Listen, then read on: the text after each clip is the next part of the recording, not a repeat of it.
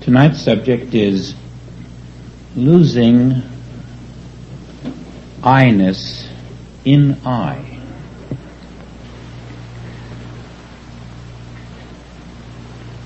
The word surrender has a connotation of weakness, of yielding, as if there was something more powerful than you which has made you bend your knee.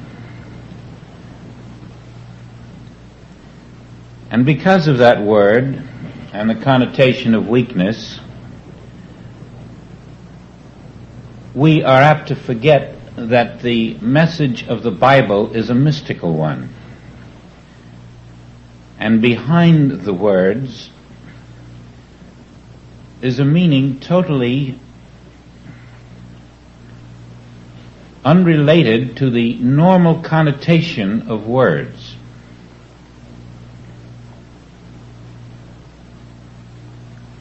Meekness, for example, would imply a sort of milquetoasty way of life. Resisting not evil would imply a person is defenseless or afraid. And yet behind these words is the momentous revelation of power, of dominion. Behind our visible world is this infinite, continuous, perfect power of peace, of love, of fulfillment, unwavering. And our surrender is to that. Our meekness is to that. Our resistance or non-resistance to evil is because we have a sword of truth. And our surrender then is really an acceptance of dominion.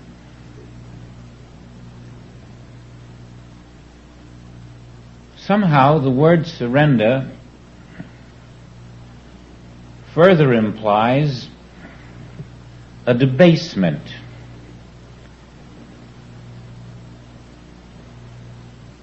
It implies that in you is some kind of a weakness. But rather, this surrender is a surrendering of that which is false. It is not a surrendering of that which is true or real. It is a surrendering of that which has no reality.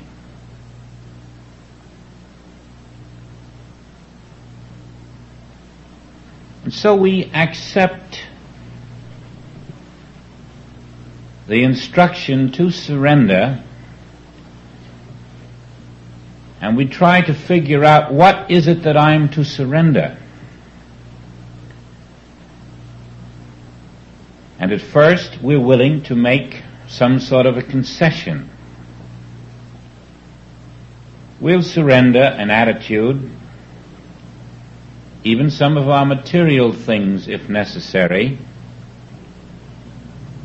But by now you have realized that what you're going to surrender is what every individual on this earth thinks is himself or herself. You're going to surrender mortality, humanhood, the complete sense of selfhood. And it isn't until you find there's no ground beneath you to walk upon that you realize the full momentity of that surrender. It's asking you to get out and walk upon nothing, without a floor under your feet. It's asking you to confiscate every idea that you ever knew, every belief you ever had, and reach out like a child, knowing that Father is near. Father will lead. It's saying to you, make no decisions of your own. the more you dwell on the idea of surrender, the more you realize that it is introducing you to another self. A self quite different than you have ever dared to believe exists. Not a self that tomorrow will be a better you, or in 10 years from now will be a more successful you, or in 20 years from now will be an acclaimed you, or a you that is with less fear. No, a completely different you. A you completely unlike what you are this moment. A you that your human mind cannot begin to envisage in any shape or form or attitude. And the surrender is necessary only because there's no other way for this you to be born. We can never go beyond our consciousness. And because of it, we can never find this you. We must simply lay aside our present you and let the higher self take over. It is an act of such great faith that you must never attempt this act until you have had inner assurance. Cautiously and carefully you must ascertain that the voice is the voice and not personal desire seeping through. You are asked never to walk upon the waters of spirit until you have been assured from within that your direction, your contact, your receptivity are all complete, and you are truly being divinely led. Until then, mistaking the voice of the personal self for the voice of the Father, we might venture out where we are unsupported. But presuming that you have received the inner assurance, that there have been sufficient signs, that you have no doubts, then you are prepared to relinquish all decisions, all thoughts, all concepts, and become what Joel describes as an ice cube floating on the water. Now this is a fairly good simile for our purpose for the moment, in that it describes accurately certain things, certain conditions that are similar to the relationship between man and God. The cube on the water is the very same substance as the water. There is no quality in the water that is not a quality in the cube. All that the cube relies on the water for is its movement. If the water doesn't move, the cube doesn't move. But ultimately, that cube must melt into the water. The relationship of oneness exists even when it's a cube. It and the water are one. One substance in two different forms. And there's nothing that the cube asks of the water and nothing that the water can give to the cube that it doesn't already have. And this is our relationship with God. And when this relationship with God is firmly established in your consciousness, then as the cube rests in the water, letting the water determine what the cube will do next, so do we rest in the Father,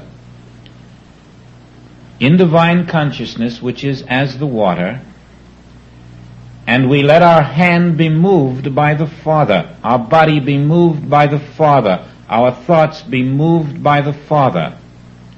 Of our own self, we do nothing.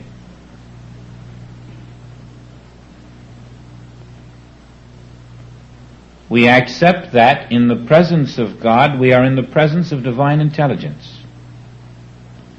In the presence of God, we are in the presence of divine power, divine love, divine harmony, divine desire to maintain a perfect universe. And we accept that in my oneness with the Father, all that the Father does, and all that the Father knows, and all that the Father hath, represents the quantity and quality of my own being, for we are one substance. And this becomes our way of life. In the Father I rest, completely satisfied that whatever the Father does is the right thing. Completely satisfied that whatever the Father does includes me.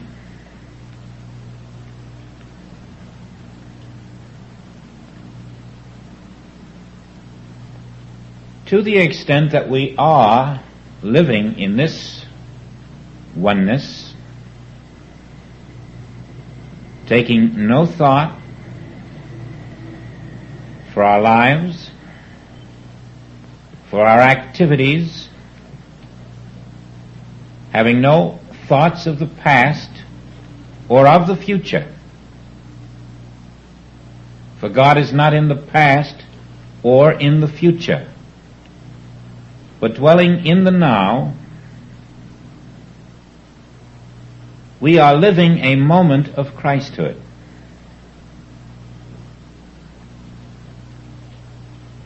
If ever you put your early plants out to bud or have planted saplings, you know that you have to protect them with splints to keep them moving upright. And so it is that we have to move that mind of ours in such a way that it is retained within these splints that we put there to keep it moving upright. We have to keep the mind God-centered, ever watchful of the Father's will. And of course, no one is going to do this who mistakes self-glory for the real goal. Many of us have thought that we were willing to put aside self-glory only to find that what we really meant is we're willing to put it aside for a summer or a winter or a season until we get what we want. And even those of us who are sincere have a tendency to get what we want, and then we take over again. Our willingness to relinquish our own will to the Father is usually there only when we are lacking something that we want. And when that is given, and we no longer are lacking, we now become very self-sufficient again, no longer poor in spirit, no longer thinking in terms of what is the Father's will, and we take the reins in our own hands all over again, and then find that we slip. This is a learning how to live in the Father's will. It is a very delicate science. Father, thy will be done. And that means that I have removed my will. I may appear to the world to have no will, but I have a very strong will because it's the Father's will. In the meekness to the will, you find that you are now going to receive demands upon you. Demands that require much more direction, power, and activity than you would have ever dared to accept for yourself with your own will. In your meekness you are lifted into a different tower, and now the demands upon you increase, so that finally you are told the day of a passive life is over. You have lived in this meekness long enough. You have listened. You have been receptive. Now you must be responsive. Now, because the contact is established, now because you can move out blindly, knowing you have eyes in the Father, the meek is given the assignment. And the assignment is anything except what the world would consider a meek one. Pilate, thou hast no power over me. Does that sound like a meek man in the terms of the world's idea of meekness? Destroy this temple, and in 3 days I meekly will raise it up again. That's not meekness as the world sees it. This is a different kind of meekness, because behind it, it has the infinite power of God, released through the meekness.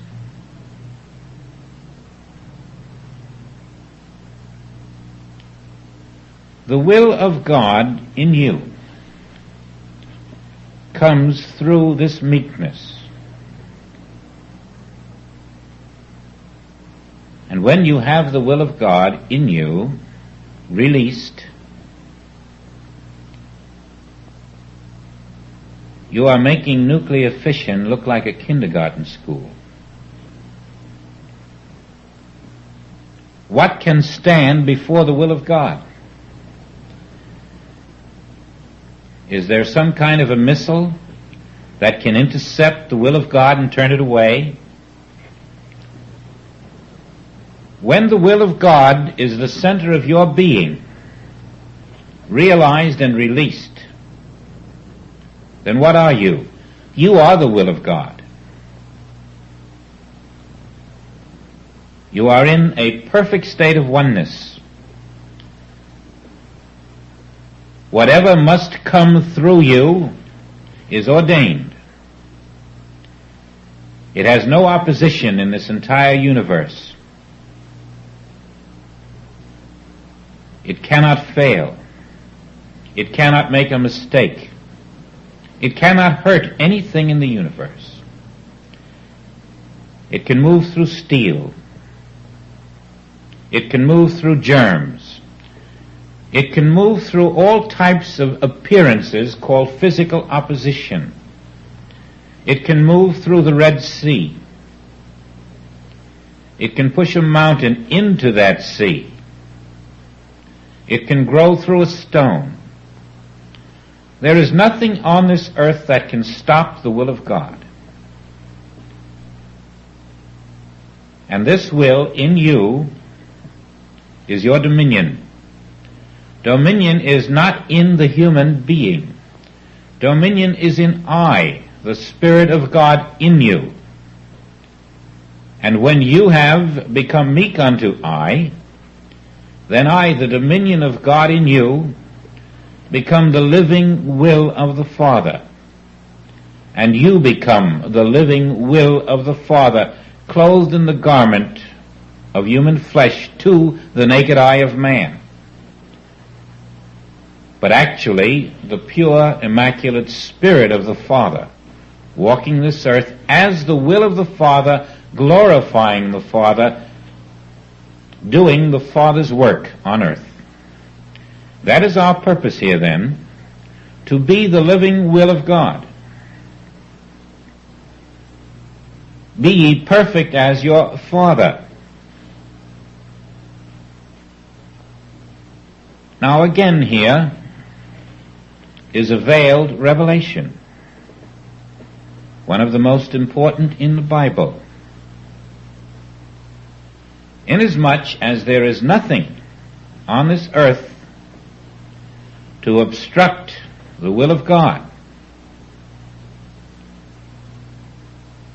know that the will of God is being done and has been being done since forever.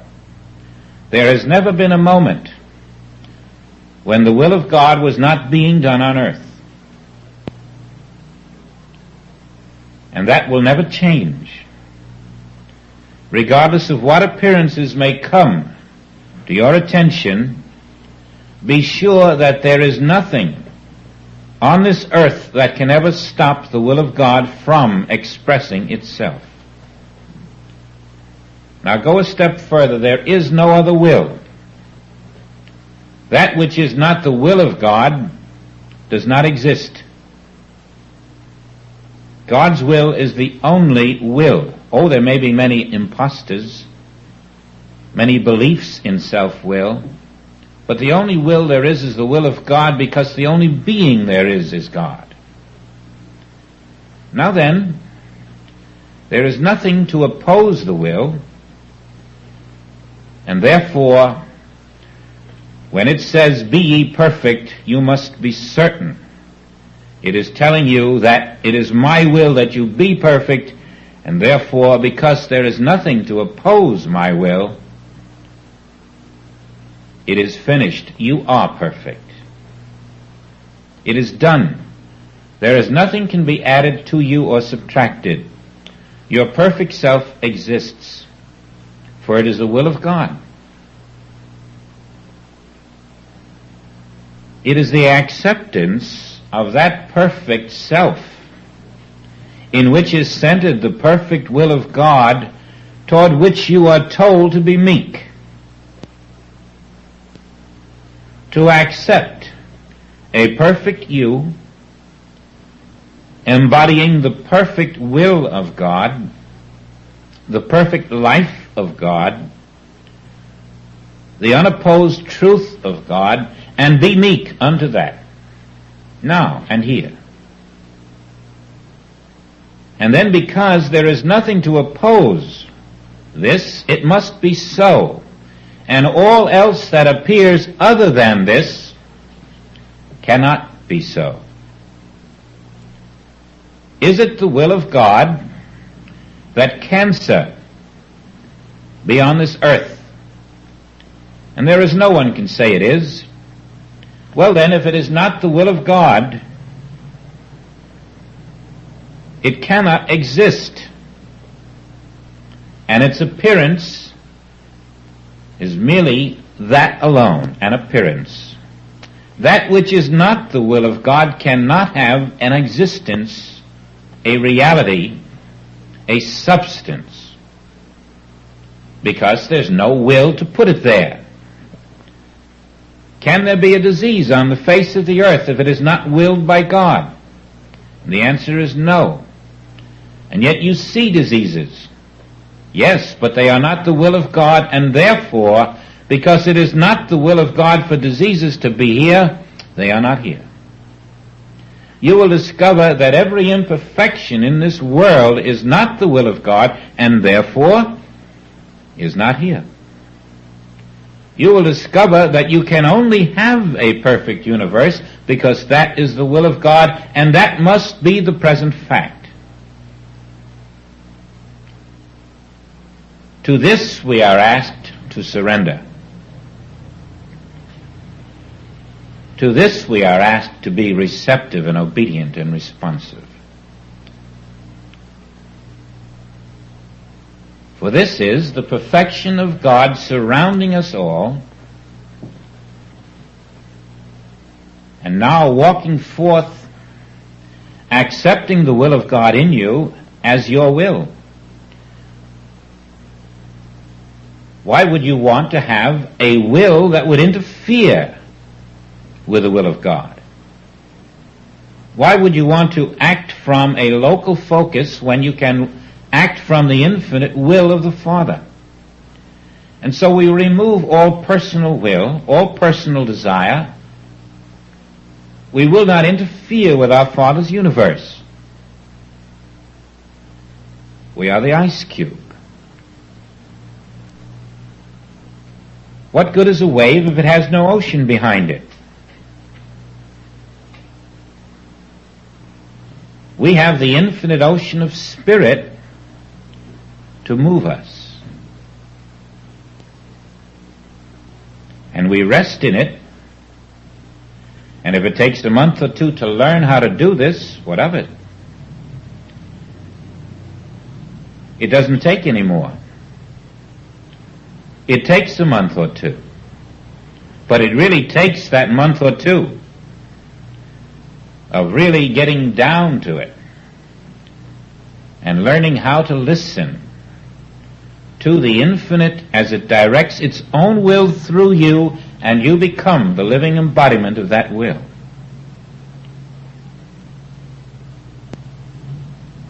When the will of the Father is your only will, how can your hand do anything wrong?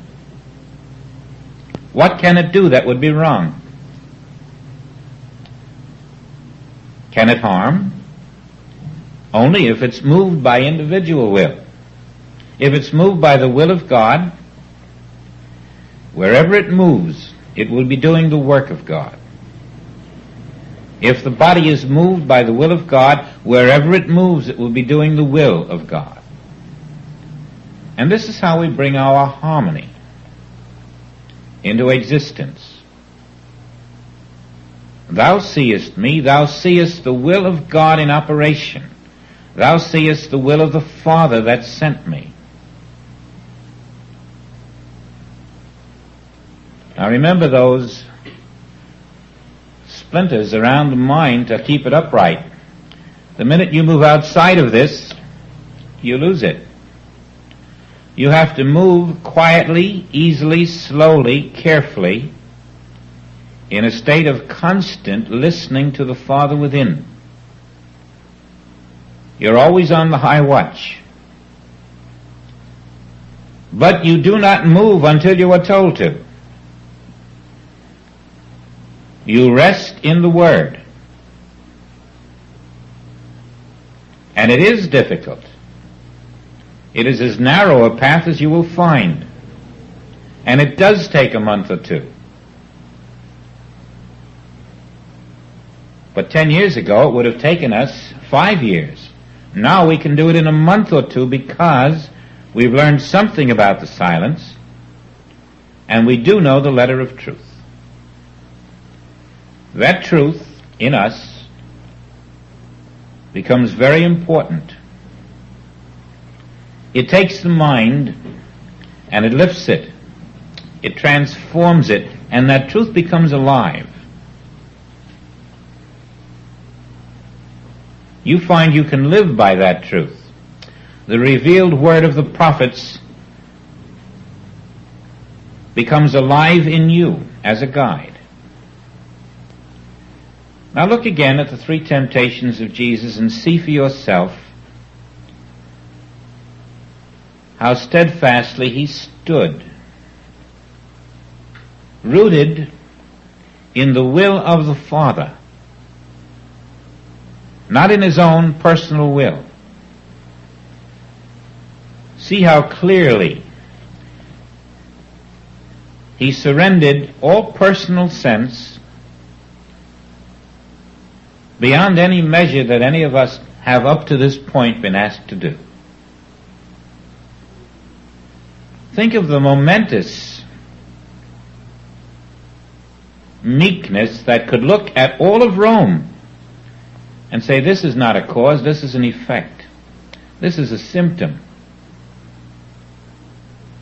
Think of the tremendous meekness that could stand in the face of that empire and not be concerned about personal safety.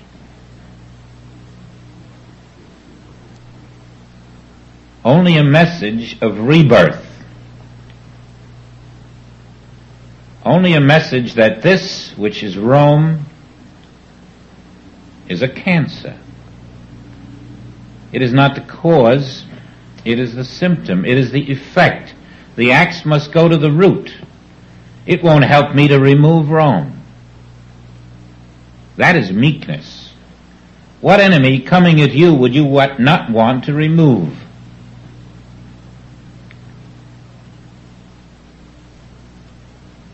And if there was a choice of helping someone dear to you, wouldn't you want to help them?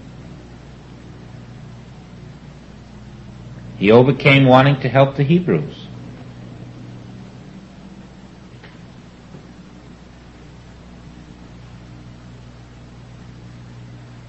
This was a tremendous activity of meekness unto the Father, not to restore these Hebrews to their homeland,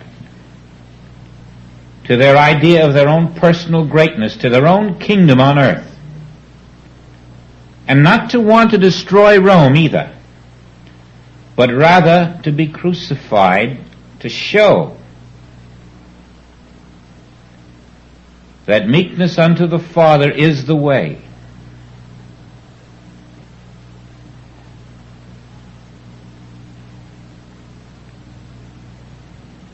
Could he have done it without the inner assurance first that I and the Father are one? What did he gain by doing it? Life eternal.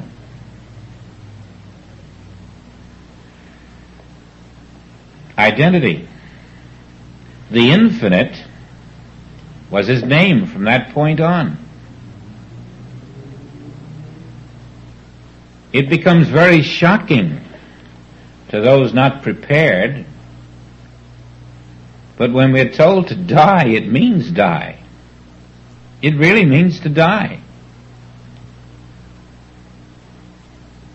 Because when you are in your new consciousness, you realize you have died. That fellow that was there isn't there anymore. That which died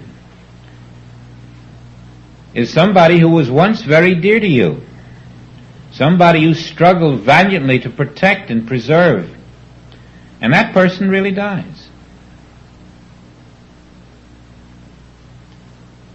That death is much more difficult than the death of a physical body.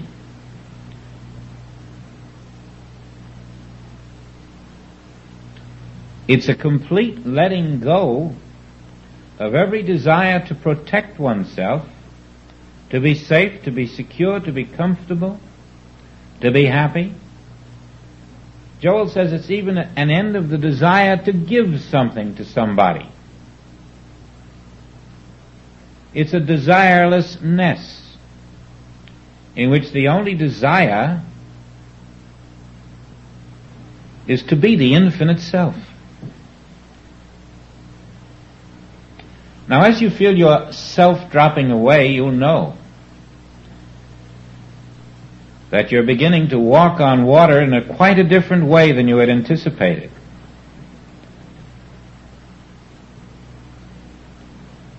You're at a point where words are useless.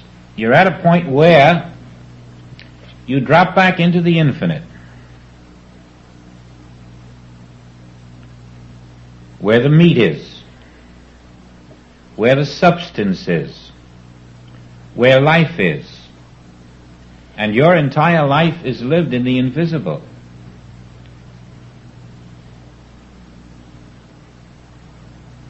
You're not concerned about the outer effect.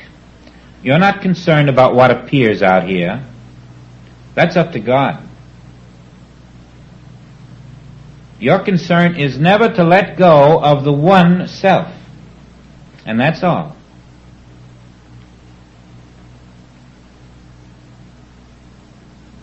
To let this contact ripen to such a degree that the false human consciousness dissolves.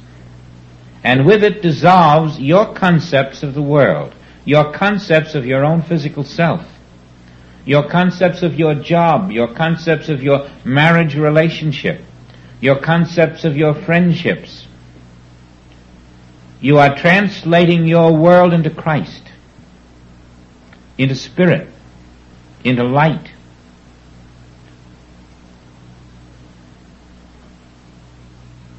There's a place where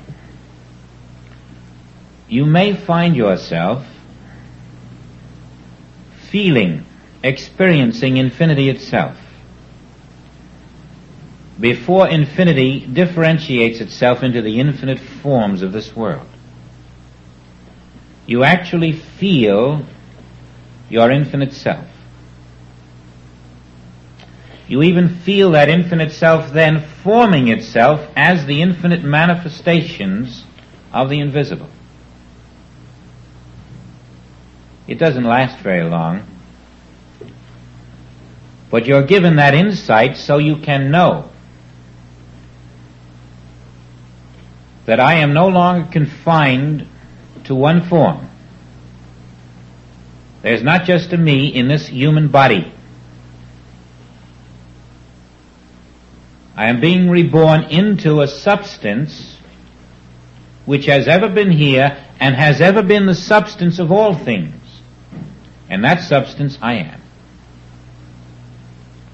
You're seeing self everywhere. You're not localized to this form anymore.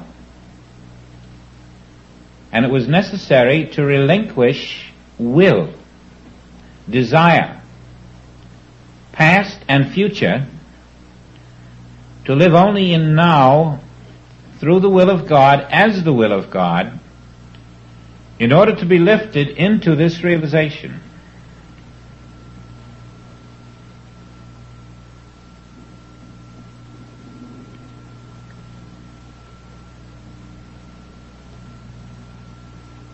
Now, because the mind is unable to do this, we are asked to commune with the Father, and Joel recommends that we do it frequently. The frequent reminder that the will of God in me is the only will I have. The life of God in me is the only life I have. Let God run God's universe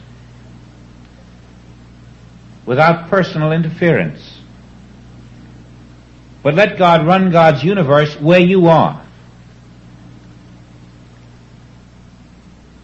and where everyone is concerned with you.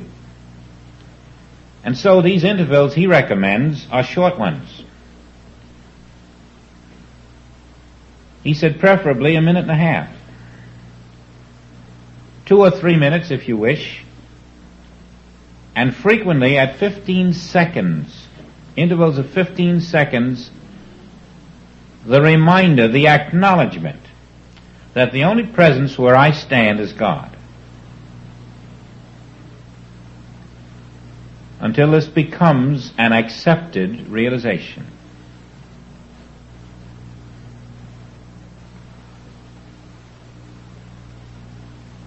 He says it should happen in a couple of months,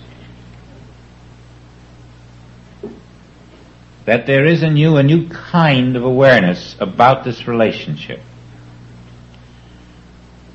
Now, I notice that the word realization is misconstrued by many people. How I yearn to realize the presence of God, someone says. And so they wait for the presence of God to say, here I am.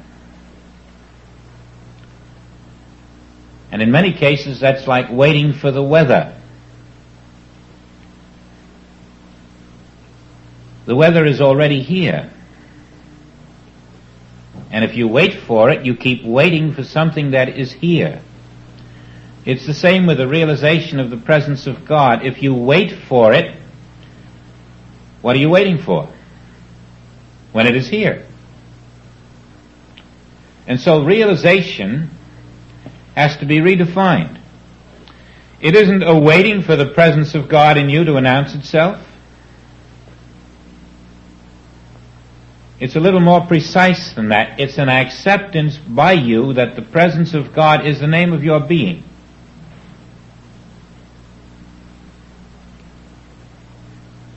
All the waiting is merely a denial of that fact. Wait upon the Lord, fine. Seek God, fine. But after you seek God and find God, what do?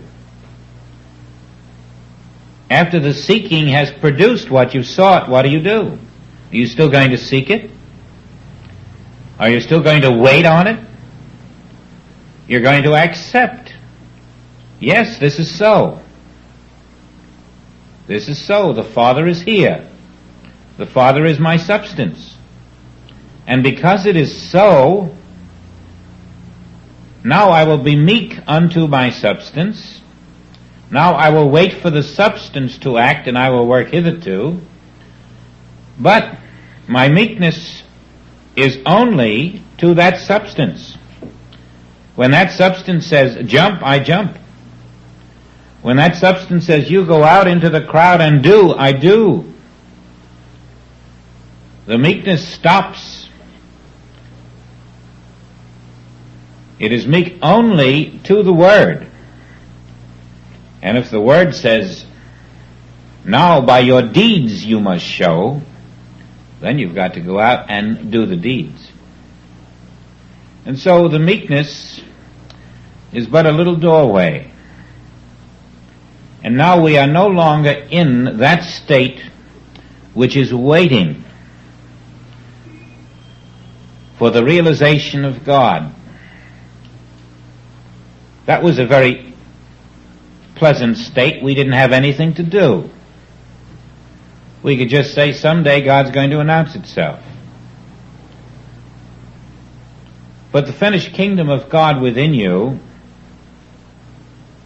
is expressing and has been expressing, and the acceptance of it is not a waiting, it becomes a doing. And the doing is the active realization, not a passive one.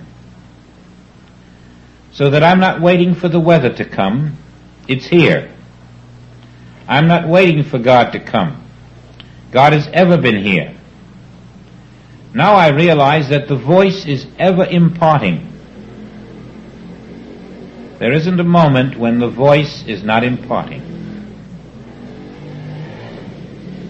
There will be a time when you'll know that all there is the voice. There is nothing else. The infinite voice is the infinite word. And the infinite word is the infinite manifestation. They are one. There is no inner and outer. This is but a human concept. The inner and the outer are one and the same.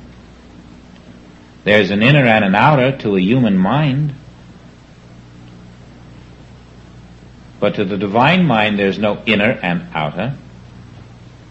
To the divine mind there's no evil. And if I still see evil, that should tell me quickly that I am not seeing through the divine mind. I am not in oneness with the divine mind.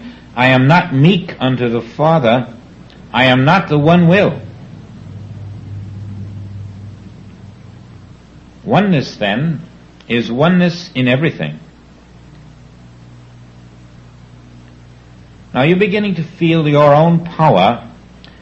As you know, the will of God in me must be there. I simply haven't been responsive enough to it. Now suppose I did nothing except through the will of God.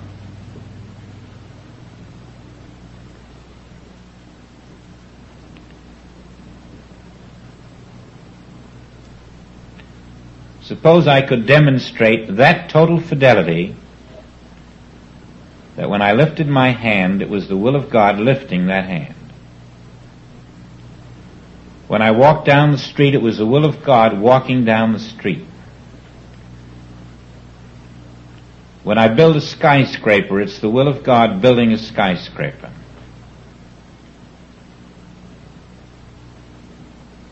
Do you see that as we can do this, that we are fulfilling our destiny on this earth? How can God's will express itself except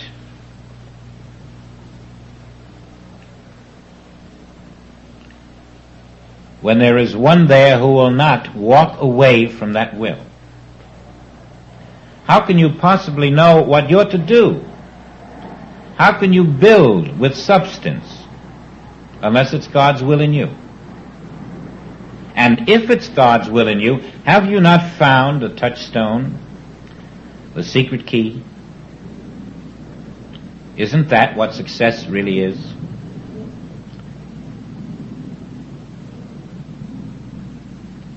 Now ask yourself another question.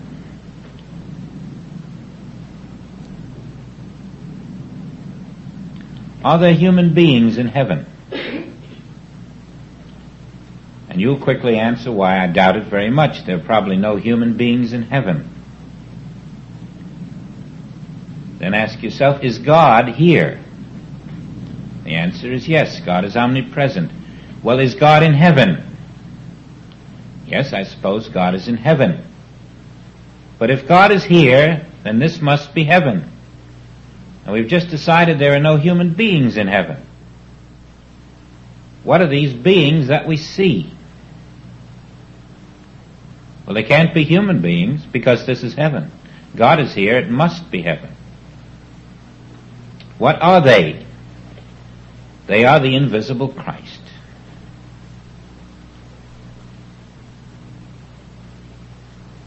Now it is the will of the Father that each be perfect as the Father, and therefore each is perfect as the Father. What difference does it make what mask they're wearing? Each is perfect as the Father, because each is the Christ. Therefore I am addressing myself to the Christ when I live in the will of the Father. In the will of the Father I can only see the Christ. I must see through all appearance. I cannot see the disaster. I cannot acknowledge the reality of the catastrophe. I cannot see the flood, the fire, or the hurricane as a destructive force. Behind all this is the reality of the Christ. And I must be that one which moves in this awareness at all times. Even if I awake at night, I must recognize that I am the living will of God. And that will is ever maintaining its perfection in all things.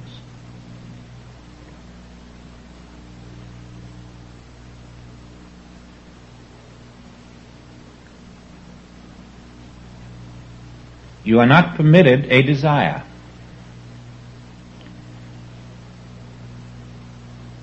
You accept desire at the peril of losing selfhood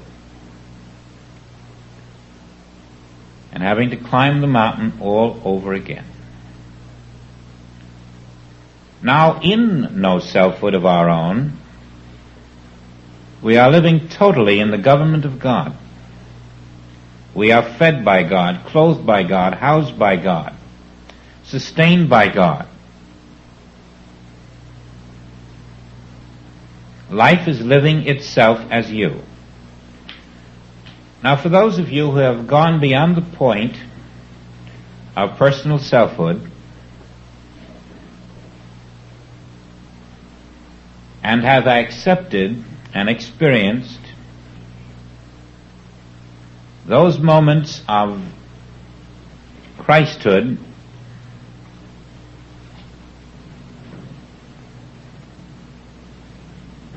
you know that for you turning back would be impossible. What you experienced is so precious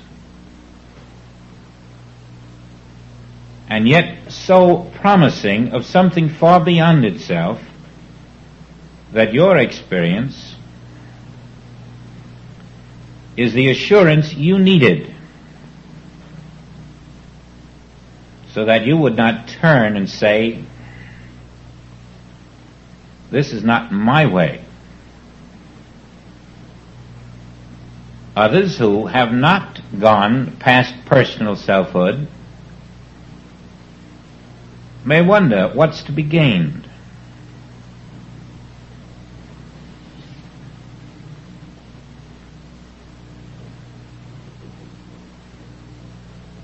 If your fears have decreased, if something in you already has accepted that there will never be a time when you're not alive, if something in you has accepted that there is an invisible power functioning as your being,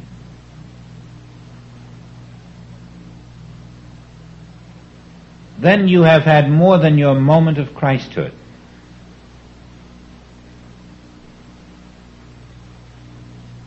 And you are being prepared for the higher revelation that there never was a human you on this earth.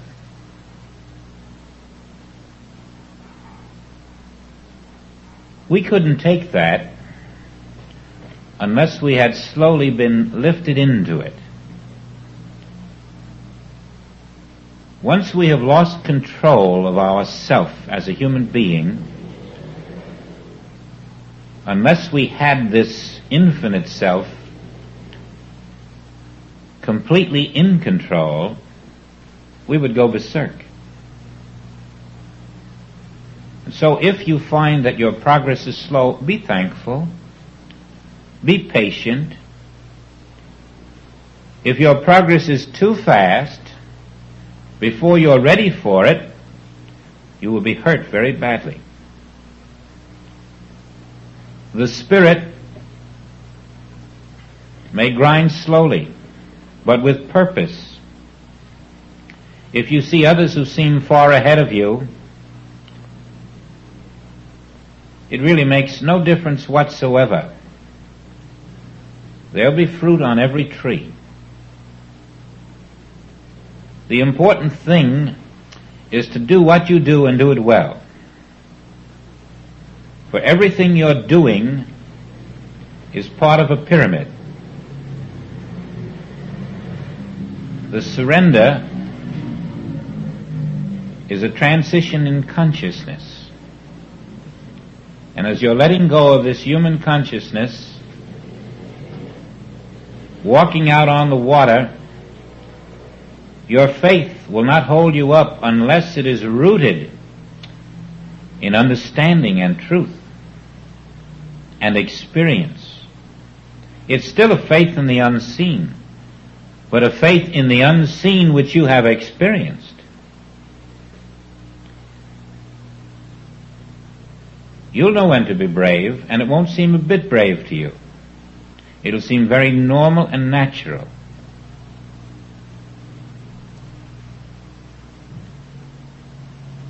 Now, assuming then that among us are those who are walking on water now,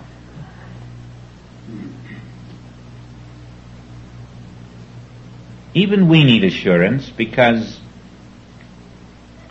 there are many times when we find the water over our heads. But when it's over your head and you come up again, this experience is priceless. This is what gives you the willingness to stay submerged longer if necessary. Now, surely by now you know that if we were all in a collapsed mine shaft, God would be just as present as if we're walking down Market Street in the sunshine.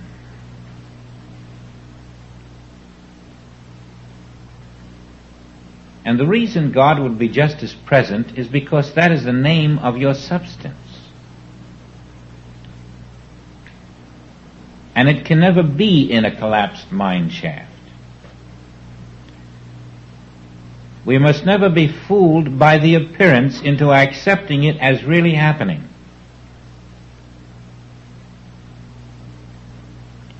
Do you see that the material happening is never happening? There is no material universe to happen. And don't try, with your human mind,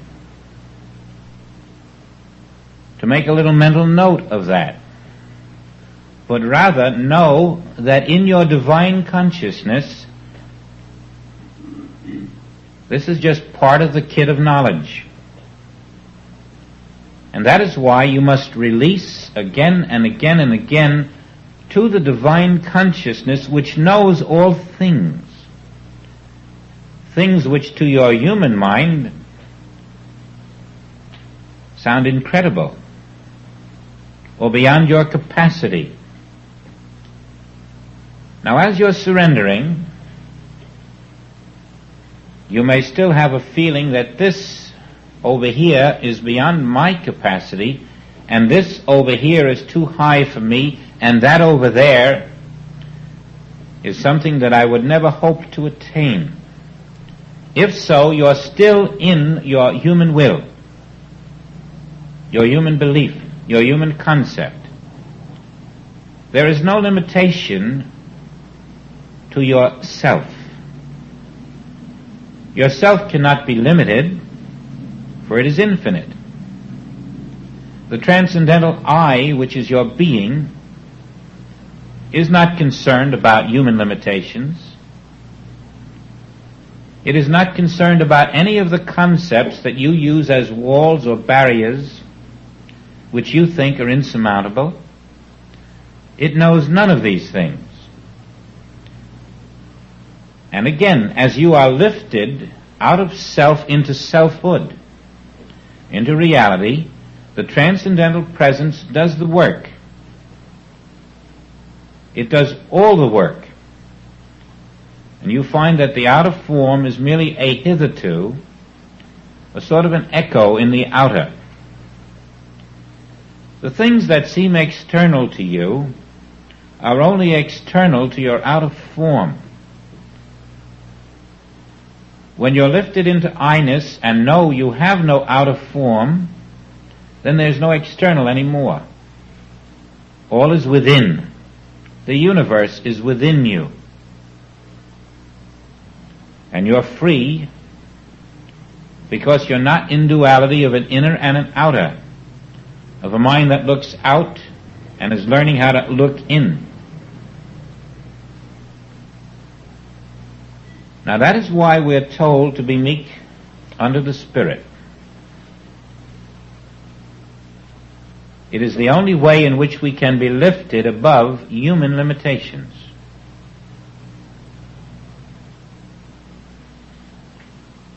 While you are doing this, the Spirit, which knoweth your needs, is ever present to bestow upon you its blessings, its signs, its assurances, its touches of grace, to be ever assured that its presence is upon you.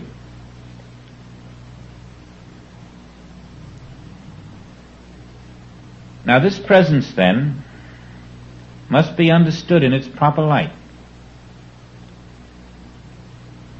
It is not enough to come to the level of the Bible. That is not enough. You must come above the Bible. You must come to the point where that which the Bible tells you to do is done, and then you are above the Bible.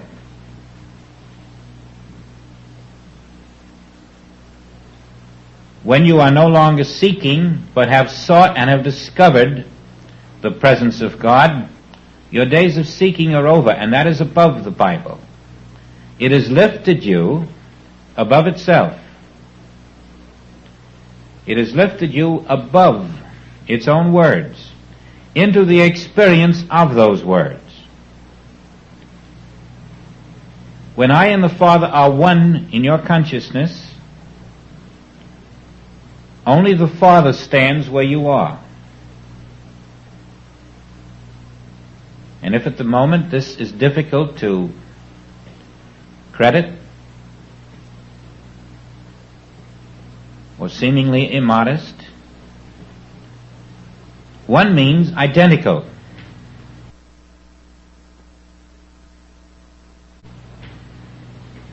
And so where you stand, the Father stands now.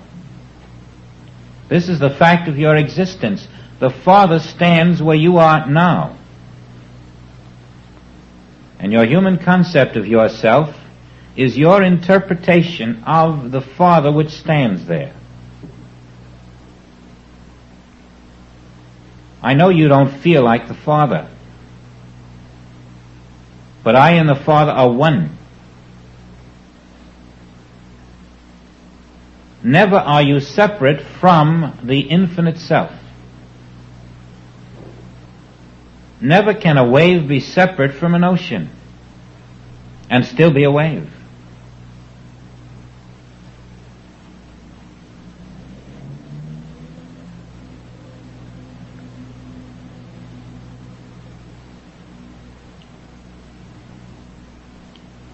Now this conscious surrender then accepts the ocean of spirit behind you as your substance, your activity, your law, your government, your safety, your protection, your fulfillment, your food. And instead of a human who has to do for himself, this flow of the invisible becomes your life. You're losing personal identity as a human being. The world will see somebody glowing, but that's not your concern. The world will see somebody without fear, that's not your concern. Your concern is the willingness, the ability to say, the infinite is living itself as me. Where I go, the will of God goes. And all that is not the will of God in my being, I reject. All that is directed at me from outside, which is not the will of God, I'm not concerned about. And now you're walking through a world knowing yourself to be the living will of God and letting that will live itself. Your human life is over. And that was the life that originally you felt you wanted to improve. This seems very drastic at a certain level of development and very glorious at another level. Because you see, this is the final freedom.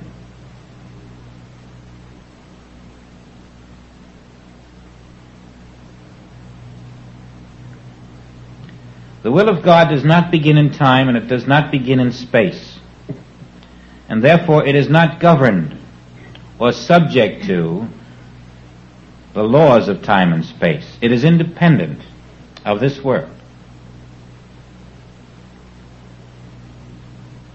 The will of God does not even move through this world. It only seems to. The will of God is moving in the spiritual kingdom. And when the will of God in you is active as your being, you are walking in the spiritual kingdom, and not until then. And only then, when you are the living will of God, through your conscious acceptance, are you what the Bible calls living. Until then, you are considered asleep or dead.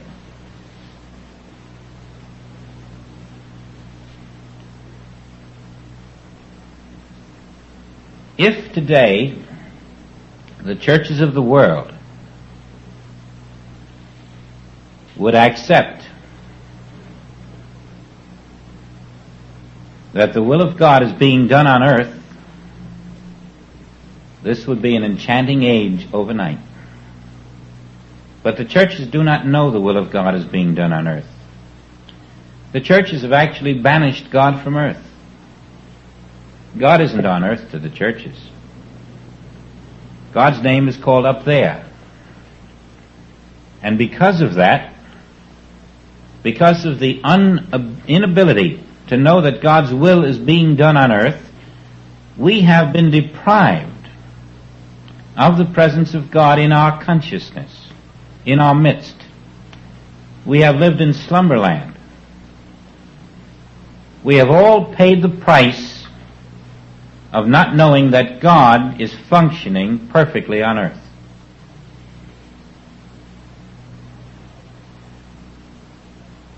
And because we have not known this, we have accepted the evils of the earth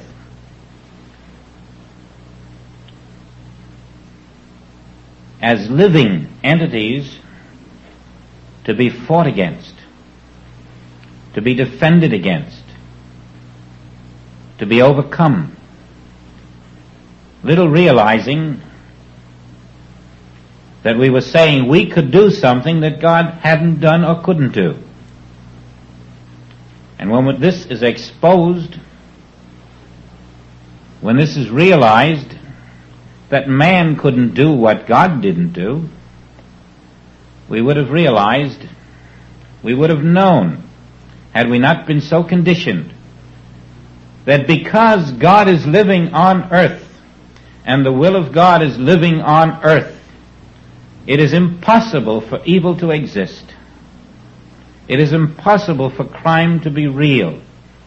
It is impossible for assassination, murder, sin, disease, death to exist.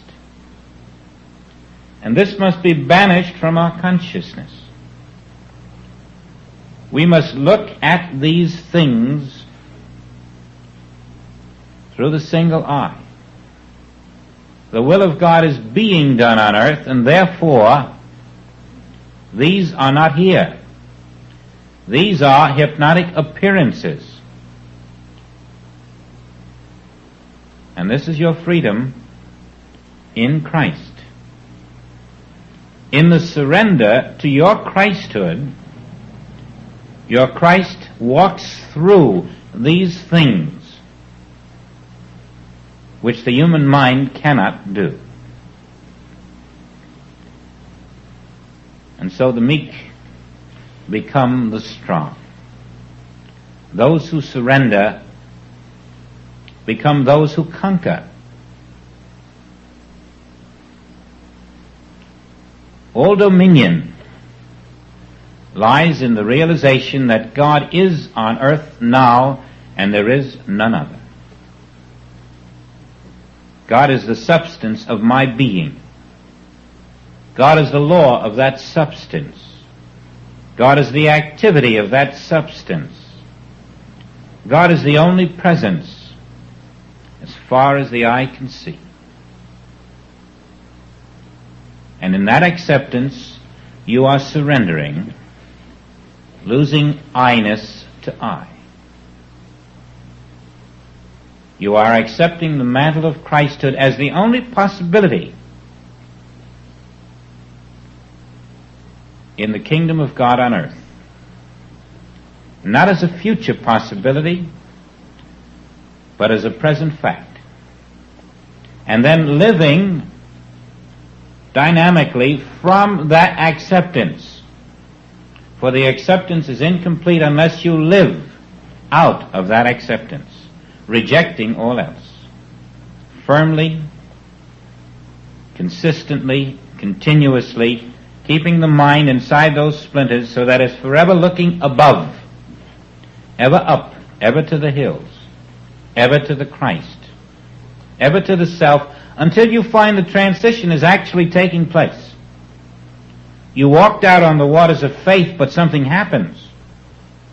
The transition begins to take place so firmly that there is no longer a ground under your feet, and you don't mind a bit. You feel the ability to walk in space because Christ is living your life, and Christ is unconfined.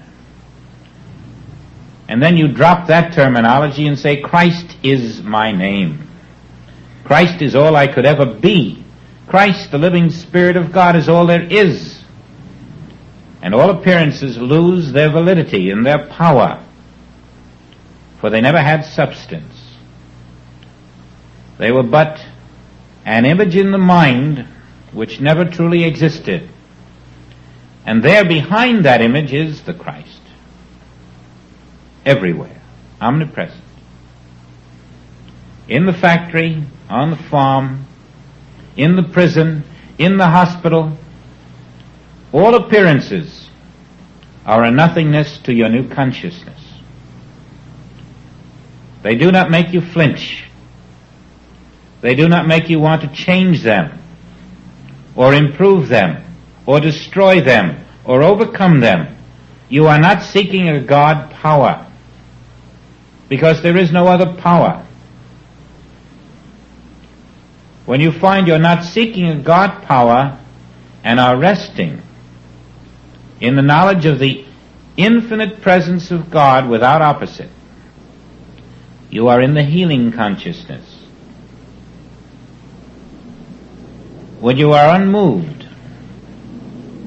by the sights and sounds,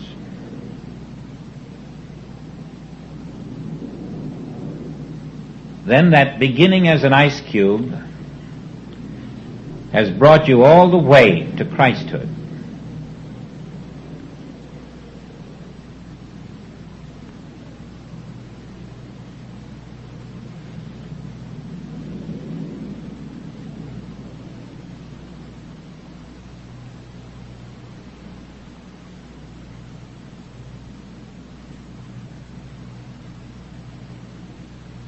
It's a very tight place, a very narrow place, a very constricted place.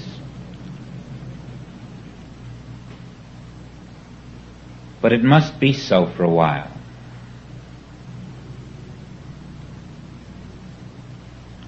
There is a time when all must come to that place where you leave selfhood outside and you go into this great big nothingness, as it were. We all must come to that. It's inevitable. And then as you're in it, you don't mind as much as you thought you would. It's a struggle. It's difficult. But it suddenly blossoms. It blossoms, and the enchantment, the wonder of it is so indescribable to you that you know every minute that you had put into getting into this position of nothingness was part of crucifixion. And the minute that will of you is the will of God, you know resurrection is taking place. It's really taking place that instant. Father, thy will be done in me, on earth, as it is in heaven, translates into, Father, thy will is my will, and I have no other. The will and the power are one and the same.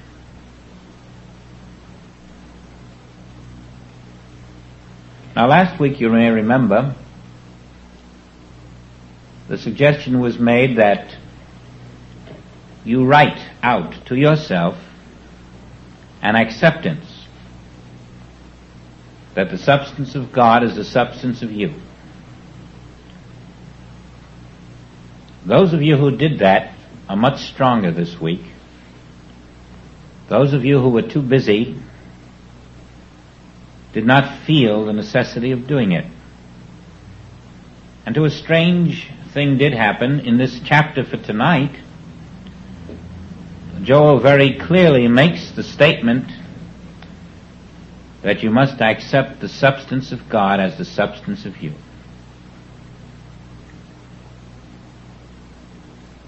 Now, if you haven't done it, please do. We called it your Declaration of Independence, in which you declared your independence from the material world by virtue of the fact that the substance of God is your substance.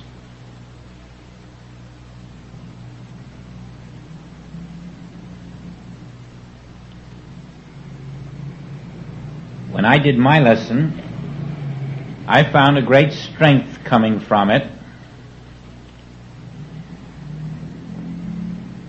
But it isn't finished just because you've done it. It's something to do and redo until it is your active living consciousness.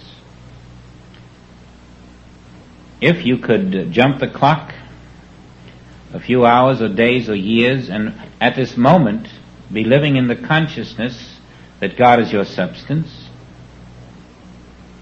surely you know that your world would be entirely different,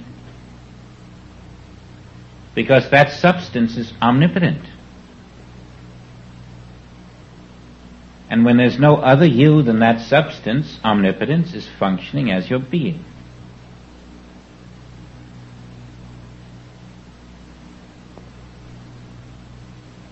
When there's no other you, you even drop the word you,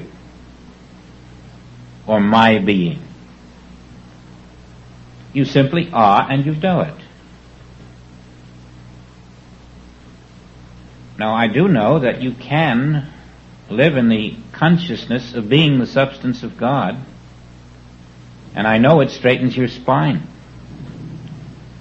I know it firms your whole way of life, and I know it holds out of your consciousness invaders that are just striving to enter. I also know that until you make that step, you delay other important steps. Each of us sitting here tonight must come to the awareness that I am the substance of God.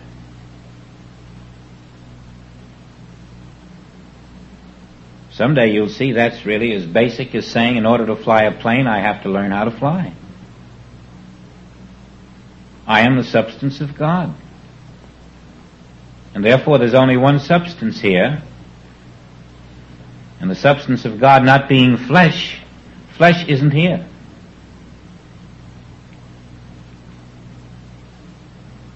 Flesh is not where the substance of God is, and the substance of God is everywhere. Where is the flesh? It is in the human mind. Where is the human mind? It is in the universal mind. Where is the universal mind? Nobody's ever found it. Nobody ever will. It's the suppositional mind. It's a pyramid of errors. And so your substance being divine substance,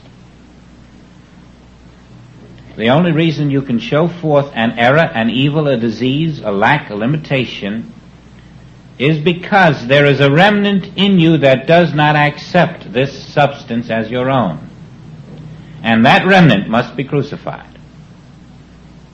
And the mind that contains that remnant must be crucified, must turn itself over to the Father as an instrument for the Father. Must open itself so that through it can come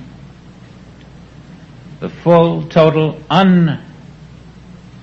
uncompromising realization of substance, divine spiritual substance, life substance, Christ substance, God substance, being substance, I am.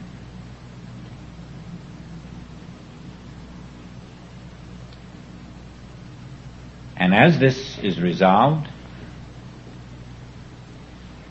there is a lighter you, a less dense you, a more omnipresent infinite you, a greater awareness of yourself as divine consciousness. And this mounting scale of realization becomes possible after you have accepted divine substance as yours. Now, when you wrote out your assignment to yourself, you may have found that you were sort of limited. You could get so far and say a few things, and after that you didn't know what else to say. Good. Good. You had to break ground somewhere, and if you hadn't said what little you said, how would you go any further? Now take it just a little further. Revamp it. If you weren't satisfied that it said what had to be said, do it again. Because this is the cornerstone of your existence.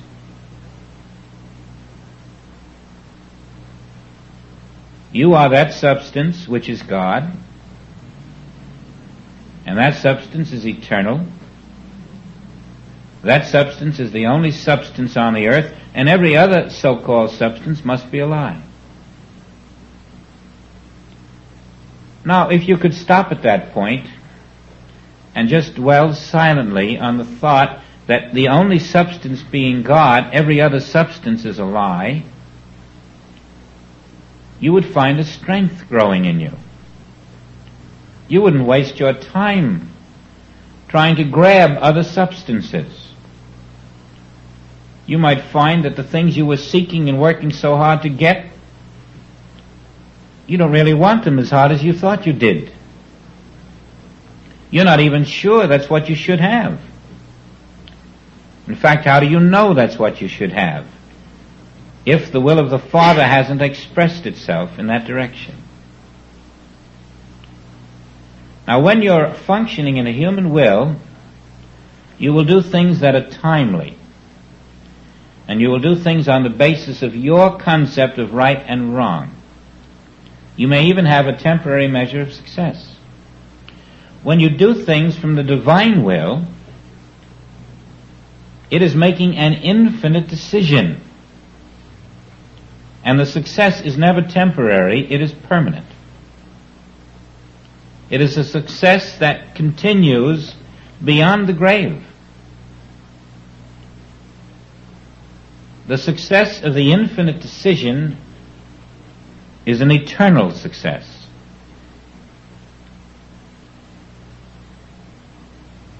And even a human brain can see that when the infinite is living your life, this is the only way you can come to the true fulfillment of being. Now, the substance of your being is that infinite substance and that infinite mind and that infinite will and that infinite power, that infinite law, that infinite God. And all of it contains every quality of God. So right now, there is no quality of God that you lack. Whether you know it or not, doesn't change the fact that every quality of God must be yours, because every quality of God is in God's substance. And if you know the nature of God, you know the nature of you. Knowing the nature of God, knowing the nature of your substance, anything that makes a demand upon you which denies the nature of your substance, it doesn't require any response from you. You don't have to shoo it away. It isn't there. If the lump gets this high, you don't have to be concerned about it. You don't have to worry what's going to happen to that arm. Why? Your substance is divine substance. It doesn't have any lumps. You've got to stand still for that moment, just that moment that knows the difference between the fact that divine substance doesn't have lumps and therefore this isn't mine. A universal appearance momentarily there. But where would you work from if you weren't aware of yourself as divine substance? You'd forever be running away from things or defending against them. In this work, you don't run from them, you don't defend against them, you face the nothingness of them with nothing to defend yourself but your divine consciousness. Does God need defending?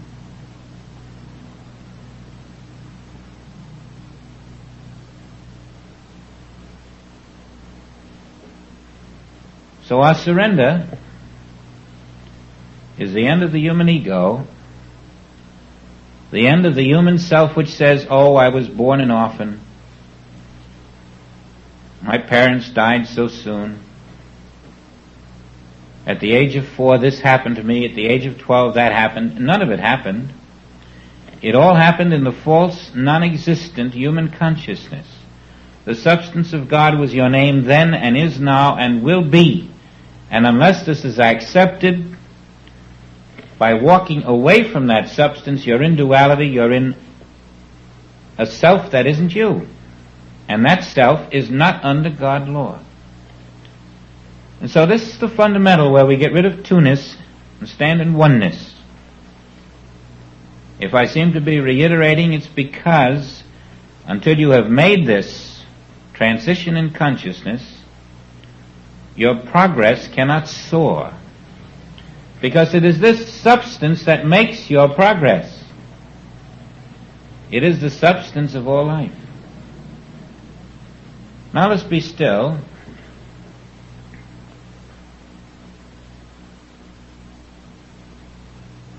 In a moment of surrender.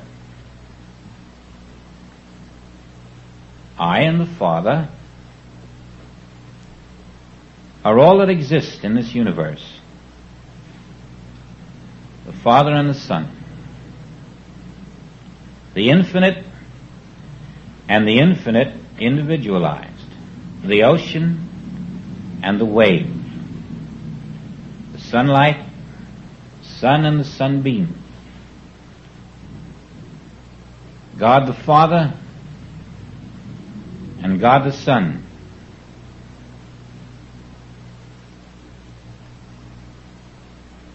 That Son, I am, for there is no other. And the substance of the Son is the substance of the Father. The will of the Father is the will of the Son.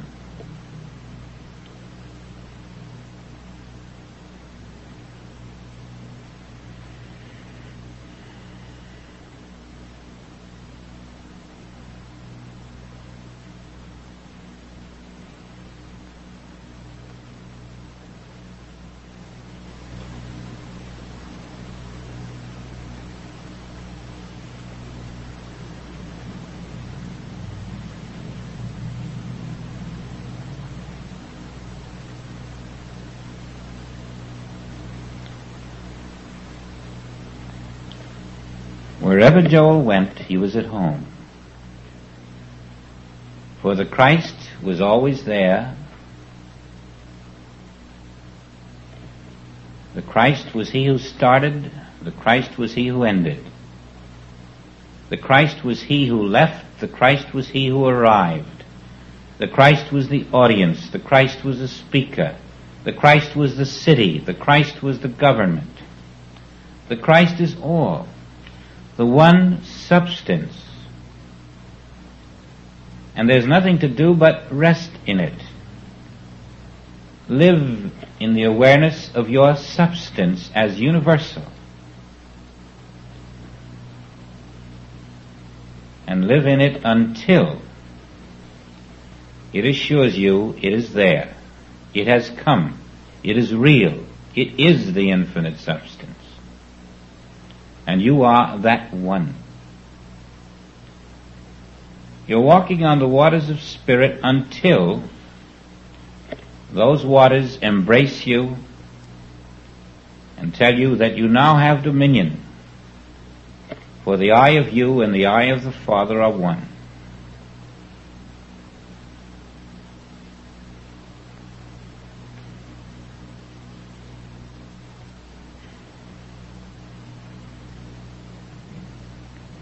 The more you can look at this world then without reaction, in the knowledge that my substance is all there is, everywhere, that is your healing consciousness. That is your spiritual consciousness. That is your acceptance of the infinite nature of God. That is your sonship. And that you will find is your eternal life. Now we're all moving in the same direction. We all have a relative degree of awareness that is comparable.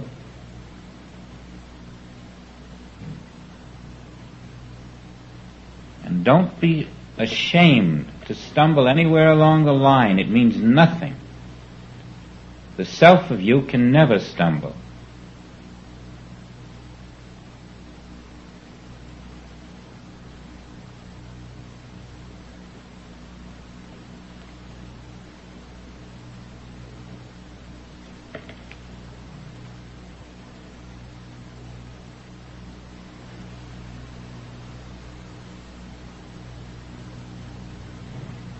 It is absolutely impossible to fail, because success is already completed in the invisible.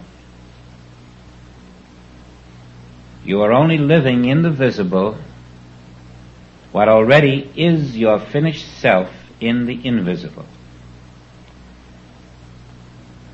There is nothing on this earth you can complete in the visible unless it is already completed in the invisible. And when you wait for the will of God in you, it will only will you to do out here that which is completed in the invisible, and that is why you can never fail. There is nothing that you do of yourself in the visible that is of any value until it is the will of God bringing this impulse to you. For it brings to you that which is completed in the invisible. And that is the secret of spiritual living. If all that you do in the visible is what has been completed in the invisible, how can you fail? Everything Jesus did in the visible was already completed in the invisible, and he knew it. We are learning this is so. The finished invisible kingdom expresses its will in you, and then you merely become the hitherto in the visible for that which is complete in the finished invisible. And that is our function. To bring forth into visible expression the activity of God in the invisible manifestation. This is glorifying the Father, loosing on earth that which is in heaven. It makes harmonious living possible to everyone.